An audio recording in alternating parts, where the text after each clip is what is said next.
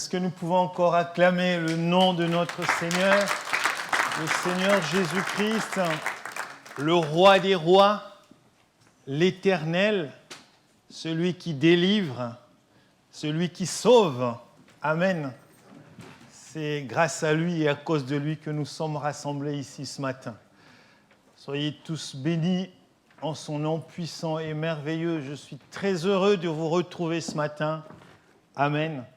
Comme disait le roi David, je suis content lorsqu'on me dit « allons à la maison de mon Père ». Bon, ici, ce n'est pas la maison du Père, mais c'est le lieu où le peuple de Dieu se rassemble. Et c'est une joie de se retrouver ensemble. Amen. Amen. Alors, j'espère que vous êtes dans la joie ce matin. Alléluia.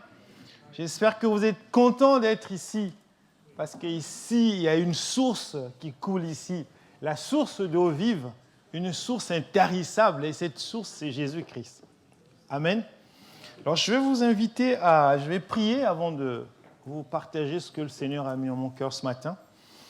Prions l'Éternel. Seigneur, je bénis ton nom, je te rends grâce et je te bénis, Seigneur. Merci pour ce temps précieux, ce temps de parole, de partage de ta parole. Merci pour le moment d'adoration, de louange que nous avons eu avant. Et Seigneur, c'est dans la continuité que nous nous apprêtons à recevoir ton message, ton enseignement. Que ton Esprit Saint nous aide à recevoir ce message et que rien ne vienne contrarier, ne vienne empêcher ce moment. Que le message, Seigneur, que tu vas annoncer ce matin nous aide à avancer, Seigneur, dans la marche que tu as prévue pour chacun de nous et pour ton Église. Merci, que tout l'honneur soit à toi et à toi seul. Amen. Voilà, à la fin de notre réunion, si vous avez quelque chose à partager, vous avez besoin d'être soutenu dans la prière, n'hésitez pas, il y a un espace au fond là-bas, l'espace accueil au fond de cette salle. Il y a une équipe, il y a des personnes qui seront là pour prier avec vous. Et je salue aussi tous ceux qui nous suivent sur notre chaîne YouTube. Que le Seigneur vous bénisse alors que vous vous apprêtez à écouter ce message. Alors ce matin, je vais vous parler de toujours dans la continuité de notre thème « Persévérer ». Et le thème que je vais aborder, ou le sous-thème que je vais aborder ce matin, c'est « Persévérer pour remporter la victoire ». Persévérer pour demeurer dans la victoire. Amen. Alors, on va lire deux passages. Le premier se trouve dans le livre de Genèse, le livre de la Genèse, chapitre 3, les versets 16 à 19. Lisons au nom du Seigneur, donc dans la version Bible du Semeur. Dieu dit à la femme, « Je rendrai tes grossesses très pénibles, et tu mettras tes enfants au monde dans la souffrance. Ton désir se portera vers ton mari, mais lui te dominera. » Verset 17, il dit à Adam, « Puisque tu as écouté ta femme et que tu as mangé du fruit de l'arbre dont je t'avais défendu de manger, le sol est maudit à cause de toi. C'est avec beaucoup de peine que tu en tireras ta nourriture tout au long de ta vie. » Verset 18, « Il te produira des épines et des chardons, et tu mangeras des produits du sol. » Verset 19, « Oui, tu en tireras ton pain à la sueur de ton front, jusqu'à ce que tu retournes au sol dont tu as été tiré, car tu es poussière et tu retourneras à la poussière. » Deuxième passage biblique qui se trouve dans le livre des Juges, au chapitre 16, versets 30 à 31. « Puis il dit que je meure avec les Philistins. Puis il poussa de toutes ses forces et le bâtiment s'écroula sur les princes et sur toute la foule qui s'y trouvait. Ainsi il fit périr plus de monde par sa mort que de son vivant. » Verset 31, « Ses frères et tous les siens descendirent pour emporter son corps et pour l'ensevelir entre Tsoréa et Eshtaol dans le tombeau de Manoah, son père. Il avait été chef en Israël pendant 20 ans. » Amen. Donc ces passages, ces deux extraits que nous avons lus, Donc le premier, vous avez compris qu'il s'agit d'Adam et Ève, et notamment à propos des conséquences de ce qu'ils avaient fait, de la désobéissance qu'ils avaient faite à propos des recommandations que Dieu leur avait données dans le jardin d'Éden. Dans le deuxième extrait, il s'agit de Samson, d'accord, Samson ou Samson, je ne sais pas comment on le prononce. Moi, j'ai dit Samson, voilà. Et Samson, c'est un juge. Vous savez, il est question de l'époque des juges, après que le peuple d'Israël ait traversé la mer Rouge, avant de s'installer dans le territoire, la terre promise, la terre que Dieu leur avait promis. Donc il y avait un temps intermédiaire où ils livraient des batailles vis-à-vis des peuples ennemis qu'ils devaient combattre afin de s'installer dans le territoire que Dieu avait prévu pour eux. Et donc Samson est l'un de ces juges. Et ici, ce passage nous parle de la fin de Samson. Alors pourquoi je parle de ces deux passages? C'est que vous avez ici l'illustration des personnes qui ont remporté la victoire. Et cette victoire est venue en quelque sorte sans trop qu'ils puissent attendre longtemps avant de la voir.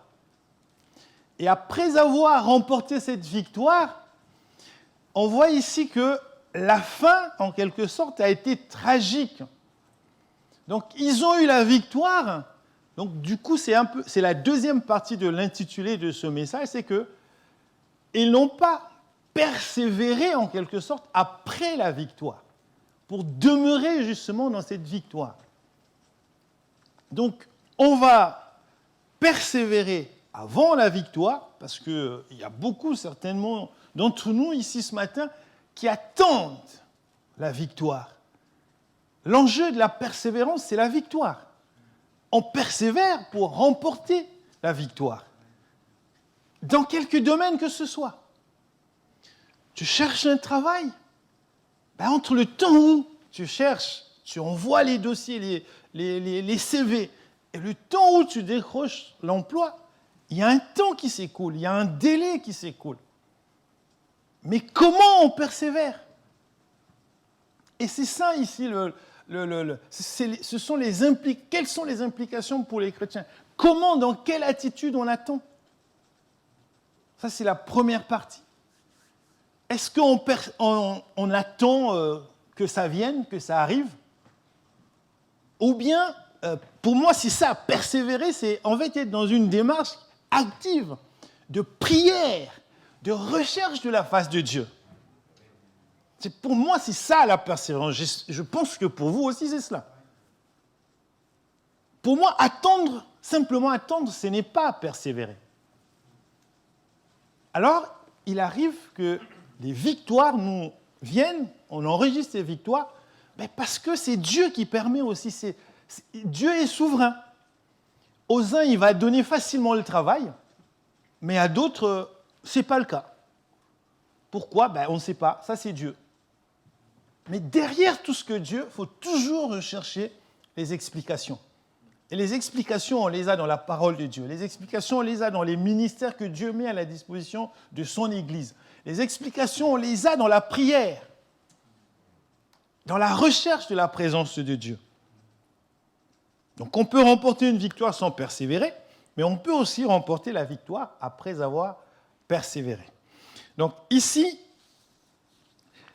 nous allons voir deux parties. Je vais vous partager ce message en deux parties.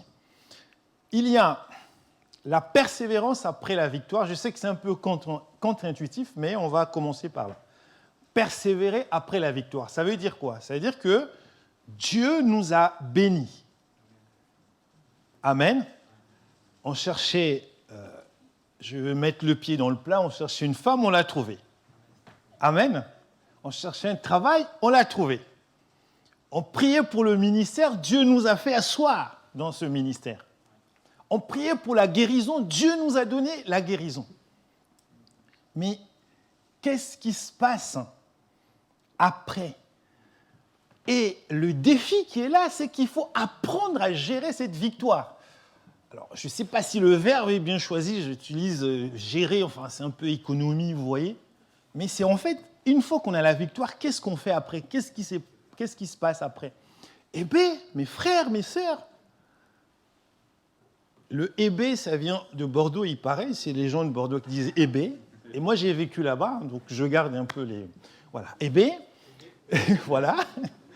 Il y a la nécessité de sécuriser la victoire. Amen. Quand on a remporté la victoire, il faut sécuriser cette victoire. Il faut, quand on est marié, il faut tout faire pour que le mariage dure, qu'on vive les bénédictions du mariage. Quand on est en emploi, il faut sécuriser son emploi pour que cet emploi perdure, pour qu'on puisse poursuivre notre emploi dans la carrière que Dieu veut pour nous. Donc c'est très important.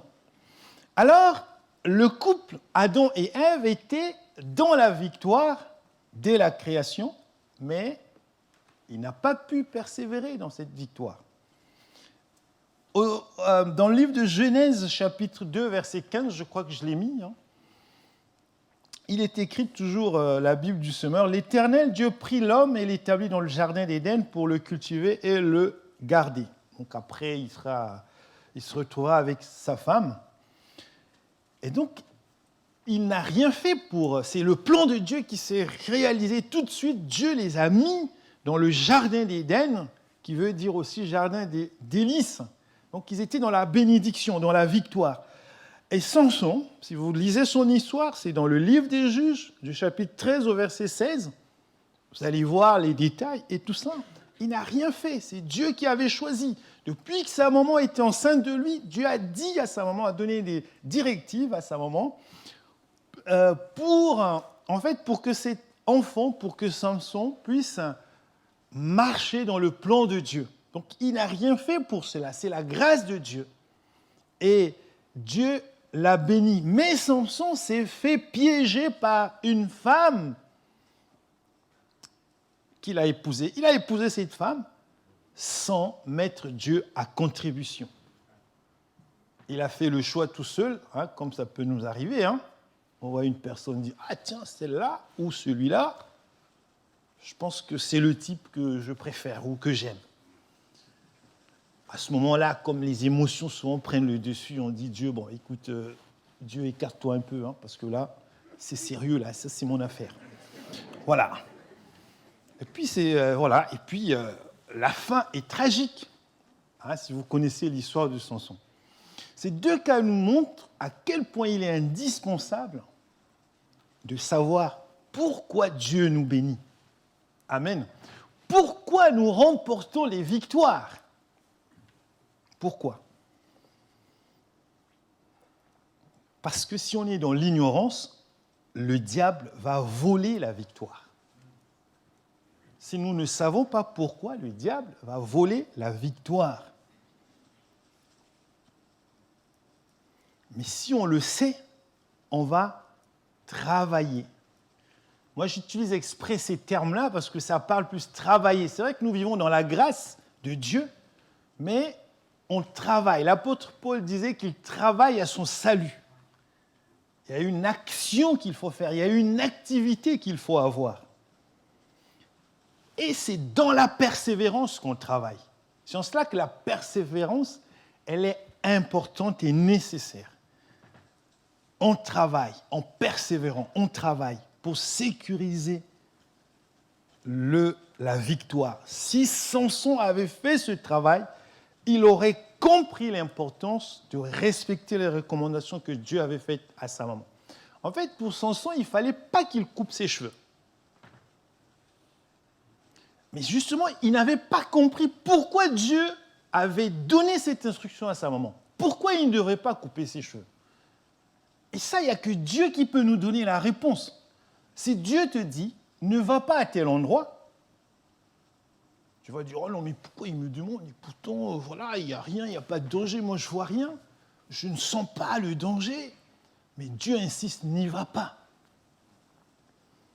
Eh bien, si tu penses que... Ah, j'ai encore dit, eh bien. Si tu penses que Dieu a tort, pose-lui la question. Demande à Dieu. Samson ne savait pas. Et Adam et Ève, ils ont eu la bénédiction. Elle est arrivée, ils étaient là dans le jardin d'Éden. Est-ce qu'ils avaient compris pourquoi ils étaient là?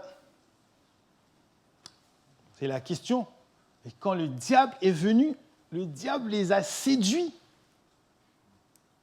Et c'est ça qui arrive lorsqu'on ne prend pas le temps d'approfondir les choses. Lorsqu'on reste dans le superficiel, le diable vient, il nous gruge, pour utiliser un terme, il nous trompe et il vole la victoire. En persévérant, on approfondit notre relation avec Dieu par sa connaissance. On connaît de plus en plus Dieu. Et par cette occasion, nous comprenons beaucoup de choses que Dieu fait dans notre vie. Amen. Voilà. Nous devons vraiment prendre le temps de comprendre parce que derrière tout ce que Dieu fait, il y a toujours une raison, il y a toujours des explications. Et il est indispensable de comprendre cela. Passons au deuxième point, c'est persévérer avant la victoire. Donc, je viens de parler de la persévérance après la victoire. OK? Et là, maintenant, j'aurais dû commencer par là, mais bon, je pense que commencer par la victoire, on reçoit la victoire et on voit ce qui vient devant nous, qui peut survenir devant nous, c'est aussi bien. Alors, persévérer avant la victoire. Beaucoup de personnes attendent la victoire, mais elle ne vient pas. Persévère-t-elle pour autant? Alors, si cette attente est considérée comme la volonté de Dieu ou si elle est vécue dans une attitude consistant à rechercher la face de Dieu, à s'attendre à Dieu et à mettre cette attente à profit pour se préparer à vivre la victoire, alors là, lorsque la victoire viendra, on pourra d'abord savourer et tout faire, travailler pour que les bénéfices de cette victoire durent. Parce qu'il arrive souvent que des fois, on remporte la victoire et quelques temps après, tout s'évapore. On se demande, mais pourquoi? Mais Seigneur, tu as permis ça, pourquoi? Dans le livre des Proverbes, chapitre 10, verset 22, il est écrit « C'est la bénédiction de l'Éternel qui enrichit, et il ne la fait suivre d'aucun chagrin. » Ça veut dire que si c'est Dieu qui t'a béni, et que tu es dans le plan de Dieu, et que tu marches dans l'obéissance de la parole de Dieu, lorsque Dieu bénit, personne ne peut voler la victoire. Lorsque Dieu bénit, c'est une victoire qui est durable. Amen. Alors, 2 points. Le premier point, attendre sans espérance est différent de persévérer. C'est ce que je disais au début. Moi, je pense que attendre sans espérance, ici, notre espérance, c'est clairement Jésus-Christ. Alors, quand on attend avec cette espérance qui est Jésus-Christ, c'est qu'on est en relation avec lui. On croit en Jésus-Christ. On croit en sa parole. On met en pratique sa parole. Alors, est-ce qu'on continue? On espère. Dans cette attente, est-ce qu'on espère? Est-ce qu'on sait qu'il y a des promesses divines qui nous concernent, qui concernent son peuple, le peuple de Dieu, qui concernent son Église? Ésaïe chapitre 1, verset 19, il est écrit « Si vous vous décidez à m'obéir, vous mangerez les meilleurs produits du pays. » Ça parle, hein? Bientôt, c'est les fêtes, les gens vont manger, tout ça. Ici, évidemment, il faut le lire spirituellement. Si vous vous décidez, donc la décision dépend de nous. La décision dépend de toi, mon frère, ma sœur. Si tu décides de ne pas obéir, alors pas de bénédiction. pas de bénédiction. Et très souvent, ça peut engendrer la frustration. Mais on ne peut obéir que si on cherche encore plus à comprendre Dieu. Si on le comprend, si on plonge nos regards dans les Écritures, on va découvrir ce qu'il nous demande. Si on porte attention au ministère que Dieu a mis à notre disposition, les ministères au travers de l'Église, les ministères de la parole, et tout le reste des ministères, alors on comprendra. Je vais parler avec vous de cette parabole du fils prodigue qui se trouve dans Luc chapitre 15, versets 11 à 13. C'est une parabole qu'on connaît très très bien. Je m'intéresse notamment à ce fils qui a réclamé son héritage. C'est d'ailleurs curieux parce qu'un héritage, on l'a que quand le légateur meurt. Et là, du vivant de la personne qui devait donner cet héritage, il réclame son héritage, il l'obtient. Et donc, il a la bénédiction, il a la victoire, c'est une victoire. Et puis, il s'en va et il gère très très mal. Et là, on se pose la question, qu'est-ce qui s'est passé avant? Sur quoi était fondée sa vie, ce fils prodigue? On est peut-être ici plusieurs, on a reçu quelque chose, on a dilapidé ça. Et si c'est arrivé peut-être qu'avant, on n'a pas fait ce travail. Est-ce que ce jeune homme-là, le fils prodigue, est-ce qu'il était dans la persévérance avant de réclamer cet héritage? Où il allait travailler dans la ferme de son père, il travaillait, puis un jour, on ne sait pas ce qu'il lui a pris. Bon, mais papa, moi j'en ai assez, tu me donnes mon argent. Et voilà, je fais mes bagages et je pars. On peut se poser la question, qu'est-ce qui s'est passé avant? S'il avait persévéré, s'il avait cherché la face de Dieu, il avait compris parce qu'il avait une ambition, c'est de profiter des richesses de son père. Mais à ce moment-là, tu apprends comment on gère la richesse. Un jour, si tu te retrouves avec cette richesse-là, comment on la gère? Et on trouve tout dans la parole de Dieu. Dieu nous donne les instructions, comment faire. Si tu aspires au mariage, mais tu pries. Dieu va te dire, quand tu seras marié, c'est vrai qu'avant et dans le mariage, ce n'est pas la même chose. Mais au moins, Dieu va te dire, attention, il faut être sage, il faut savoir parler, il faut ainsi de suite. Après, quand on va arriver dans la réalité, c'est un peu autre chose. Mais au moins, on sait que, là, Dieu m'avait dit qu'il fallait prendre des précautions. Donc, c'est très, très important. Qu'en est-il de notre vie? Si tu n'es pas préparé à entrer, par exemple, dans le ministère que Dieu a prévu pour toi, une fois que tu y seras, bien sûr, tu vas continuer à apprendre. Mais les débuts peuvent être catastrophiques. Donc, nous sommes là aussi tous les jours. L'Église, c'est comme une école. On apprend. On vient pour apprendre parce que Dieu a réservé des victoires pour nous. Deuxième, donc d'où, bien entendu, la nécessité de persévérer en attendant la victoire.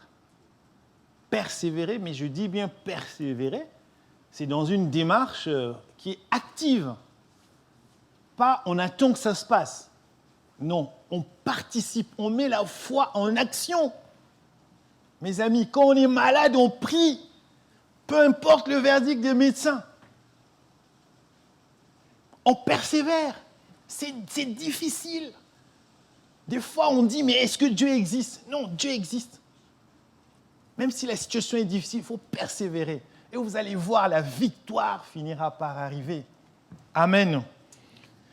Notre Dieu est un Dieu victorieux. Deuxième sous-point de cette deuxième partie, si je puis dire, attendre dans l'espérance, c'est persévérer. Voilà, là, on attend dans l'espérance, là, on persévère.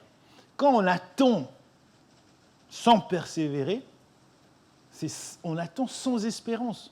On attend que ça se passe. On attend, on prend le temps. On dit, ouais, ça va se faire. De toute façon, je vais attendre. Au bout de 6 mois, les études disent quand on a fini ces études, au bout de 6 mois, on trouve du travail. Donc, je sais que dans 6 mois, je trouverai du travail.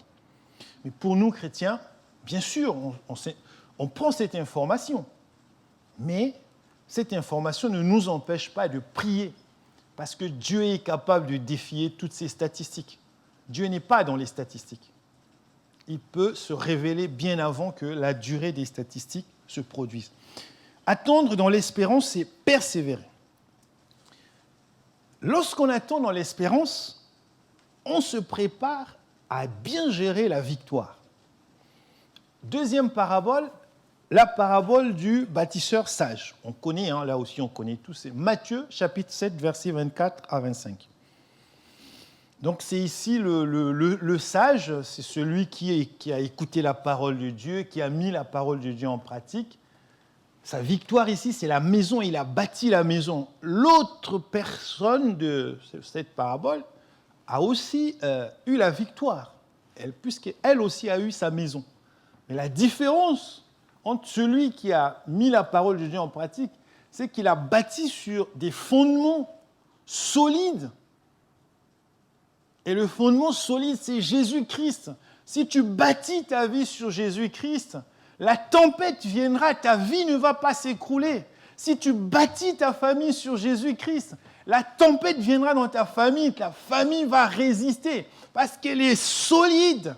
Jésus, c'est le roc. Amen. Si tu bâtis ta vie sur Jésus-Christ, ta vie sera solide. Et la persévérance nous permet justement de faire cette œuvre, d'accumuler le savoir, les connaissances de Jésus-Christ, que donne Jésus-Christ. Et lorsque la bénédiction vient, lorsque la maison a été érigée, il y avait les fondements, il a pris toutes les précautions. Et quand la tempête est venue, la maison a résisté. C'est la pré-victoire, la maison est là. Et qu'est-ce qui se passe après? Quand on a bâti en Jésus-Christ, on a l'assurance, le diable viendra. Il viendra, le diable. Parce que lui, il vient toujours là où ça se passe bien. Si tu penses que tu es à l'abri, mon frère, détrompe-toi. Dieu te fait la grâce aujourd'hui, tout est bien, mais justement, il ne faut pas se fier à ça. Il faut toujours être sur ses gardes. Il faut prier. Il ne faut pas se lasser de prier. Il ne faut pas se dire, ouais, tout va bien, je suis heureux, voilà, Dieu s'occupe de moi. Très bien. Le diable entend ça. Il dit, je vais essayer de tâter. Et dès qu'il vient là, il enfonce un coin. Et voilà, c'est la panique. Pourquoi? Parce qu'on n'est pas trop sur ses gardes. Mais quand on est sur ses gardes, le diable viendra. On sait déjà que c'est l'œuvre du diable. Et comment contrer le diable? C'est la prière. Comment contrer le diable? C'est prendre position. Amen. Voilà donc le bâtisseur sage. Donc soyons des bâtisseurs sages. Persévérer. Persévérer, alors comment je l'ai appelé? C'est persévérer avant la victoire. Donc ce bâtisseur sage, il a fait un travail en amont. Il a fait ce travail-là en amont, et puis il a continué. Et puis il a continué. Le malheur est arrivé, mais comme il avait bâti sur les fondements, qui sont le fondement qui est Jésus-Christ, le malheur ne l'a pas atteint. Et même le malheur peut t'atteindre. Mais la Bible dit que le Seigneur délivre. Le malheur atteint le juste, mais le Seigneur délivre le juste. Le juste, c'est le chrétien. Le juste, c'est celui qui marche dans l'obéissance de la parole de Dieu. Alors, en conclusion, mes frères, mes sœurs, mesdames et messieurs, vous qui êtes derrière votre écran pour écouter ce message, il vaut mieux persévérer dans l'espérance. Et l'espérance, c'est Jésus-Christ. Amen. La persévérance nous permet d'entrer, nous prépare à entrer dans la victoire. Et grâce à ce qu'on engrange en persévérance, tout ce qu'on enregistre en persévérant. Vous savez, ne négligez rien. Quand tu commences à venir à la réunion de prière, Dieu est en train de faire quelque chose dans ta vie. Il est en train de te conduire dans une dimension de prière peut-être que tu n'avais pas avant. quand tu prends la peine, tu écoutes la parole de Dieu et tu la mets en pratique alors que tu ne le faisais pas avant, Dieu est en train de faire quelque chose. Quand tu es malade et que tu pries, tu crois fermement que Dieu va te guérir, alors Dieu est en train de faire quelque chose. On est mieux préparé quand on est dans cet état d'esprit, on est mieux préparé à gérer nos bénédictions. Dans le cas contraire, on risque de finir comme le fils prodigue qui a dilapidé toute sa richesse. Nous avons une richesse en Jésus-Christ. Jésus, c'est notre richesse. Nous avons un héritage, mais il ne faut pas dilapider cet héritage, il faut bien le gérer. Alors, le Seigneur nous appelle à nous ressaisir ce matin. Je vais faire un appel, mes bien-aimés. Si tu es là ce matin et que tu attends, tu es dans une attente très très longue, une attente qui n'en finit plus et tu ne comprends rien. Viens, on va prier. Ce matin, le Seigneur a voulu juste peut-être te rappeler cela et te dire que oui, n'attends plus comme tu attendais avant, mais persévère. Si tu es ici, tu as été béni et que cette bénédiction n'est plus qu'un souvenir, mon frère, ma sœur, c'est vraiment l'Esprit de Dieu te touche ce matin. Viens, on va prier.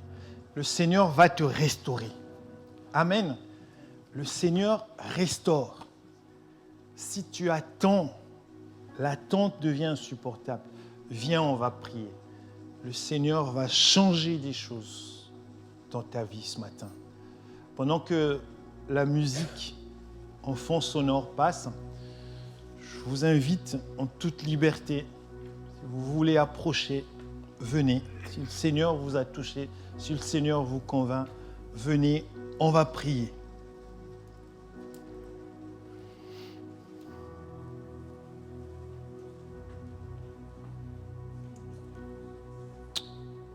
Alléluia. Gloire à toi, Jésus. Merci, Seigneur, pour ta grâce. Merci, mon Dieu. Merci, Jésus. Tu es Dieu, tu resteras Dieu. Sois béni, Jésus. Sois glorifié, Jésus. Merci, Père. Merci, Jésus. Gloire à toi, le roi des rois. On va inviter l'Assemblée à prier dans un temps de prière. Merci, Seigneur. Prenons ce temps de réfléchir à l'appel du Seigneur. Alléluia. Alléluia. Prions ensemble et voilà, si vous sentez que vous avez besoin qu'on prie avec vous, que l'équipe pastorale prie avec vous, merci Jésus. on vous encourage, approchez-vous Merci, sur le Jésus. devant. Merci Jésus. Merci Seigneur. Merci Jésus. Alléluia. L'équipe pastorale, vous pouvez venir. Merci Jésus. Alléluia. Vous qui êtes à votre place, priez pour ces frères et sœurs qui se sont avancés. Amen. La prière du juste est efficace. Alléluia. Tu es Dieu, tu resteras Dieu. Merci Jésus. Merci Seigneur. Amen. Nous rendons grâce à Dieu. Prions, Seigneur, merci pour ce temps de parole. Que, Seigneur, ton Esprit Saint nous aide chaque jour. Que la gloire soit à toi et à toi seul. Amen.